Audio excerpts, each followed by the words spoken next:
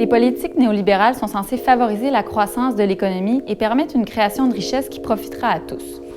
Pourtant, la redéfinition de l'État qui est en cours depuis 30 ans s'est accompagnée d'un approfondissement des inégalités dans la majorité des pays de l'OCDE, incluant le Canada. Alors que les salaires d'une majorité de travailleurs stagnent depuis les années 80, les personnes les plus fortunées ont vu leurs revenus augmenter considérablement durant la même période. Mais l'inégalité n'est pas uniquement un problème économique.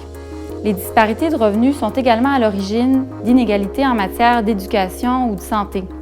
Par exemple, dans les quartiers les plus défavorisés de Montréal, l'espérance de vie est de 10 ans inférieure à celle des quartiers les plus riches. Les gouvernements néolibéraux ne sont pas indifférents face à cette inégalité, mais les solutions qu'ils proposent pour remédier à ce problème diffèrent des stratégies précédentes. Premièrement, dit-on, l'État ne doit apporter que de l'assistance aux plus pauvres afin d'éviter qu'ils ne tombent dans l'extrême indigence. Deuxièmement, les seules réformes valables sont celles qui visent à rendre les marchés plus efficients et les seules politiques efficaces sont celles qui visent à créer de l'emploi.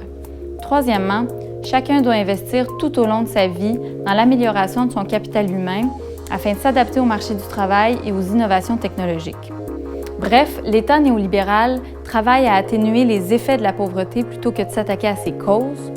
Il doit favoriser l'extension de la logique du marché à l'ensemble des sphères de la vie et les individus, eux, doivent se comporter comme des entreprises en compétition les unes avec les autres afin d'espérer améliorer leurs conditions économiques.